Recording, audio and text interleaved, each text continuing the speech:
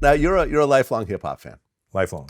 Faison Love said, "Ask him who's the rapper that you would cry for." What do you mean? I'm not quite sure what he meant.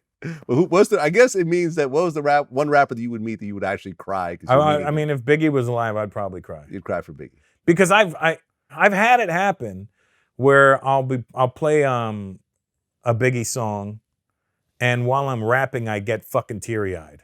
Mm. Like Biggie's verse in Victory. Yeah, that's a great one. Yeah, like the second verse that he does, not the first one. Like it's him, and then it's Puffy, and then it goes back to him. When it goes back to him, it's like this fucking pop, pop, pop, and I'm like, and I always get fucking emotional doing it. Mm-hmm. Yeah. And Last Day, that song Last Day that Biggie did with Locks. Yeah. That verse, he's the last verse in that song. Mm-hmm. When my son was born, within the first 10 minutes of his life, I put Last Day on and I played it for him. Nice. And I skipped right to Biggie's verse. But you're from Toronto. Mm-hmm. Toronto has a very interesting hip hop history. I mean, you had Maestro Fresh West back in the day. You had Cardinal Official, Socrates, Choclair, but none of them came close to Drake. Right. It's not even close. Oh, it's not even in the same. Listen, Drake. Remote ballpark. Drake is like, but Drake is so big, much bigger than. He's the king of hip hop right now, or rap, as you will. I would say Kendrick, but you can really? Drake. No, okay, sir. Let me put it like this. Let me say it like this. I'm talking on a commercial scale. Yes. You can go anywhere in the world, you're going to hear a Drake song. Okay. I'll agree with that. You're not going to hear a Kendrick song. Well, let me put it like this. If Drake, Eminem, Jay-Z, and Kendrick Lamar all dropped an album on the same day, I think most people would listen to Kendrick's album first. I think you're wrong. Okay. You said Drake, Jay-Z, Kendrick, and who? Eminem. Jay-Z would win that. I don't think so. I think Jay-Z would get the first listen.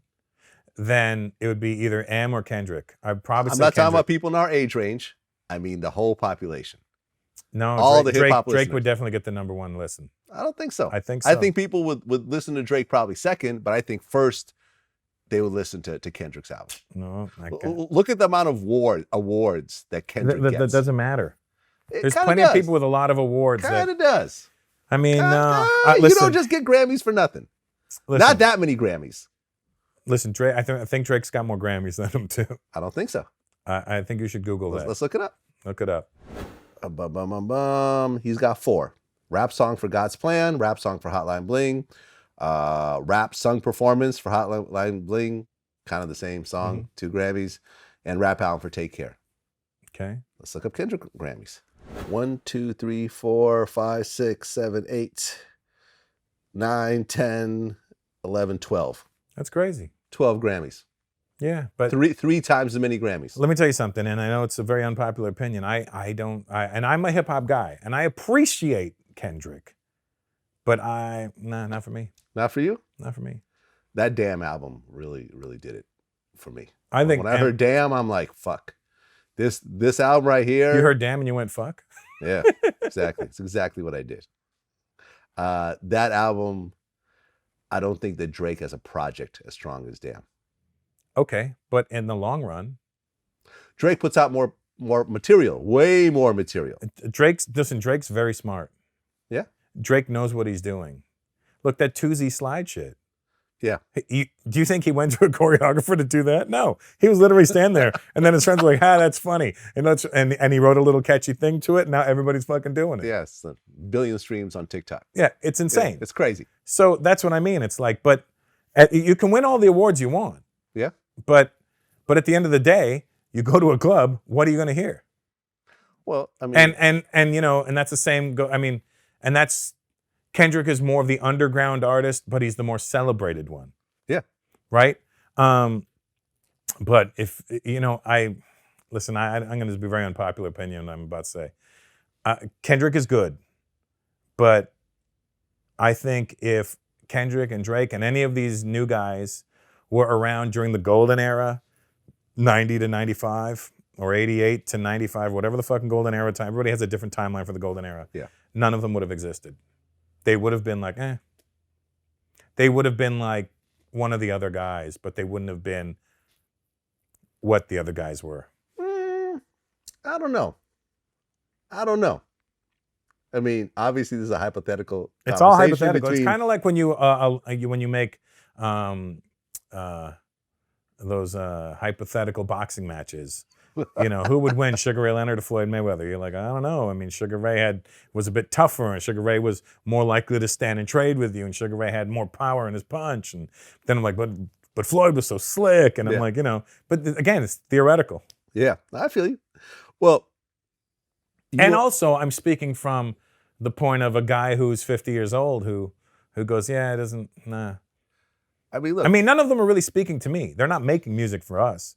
They're making music for the kids, and that's what they're supposed to be making music for.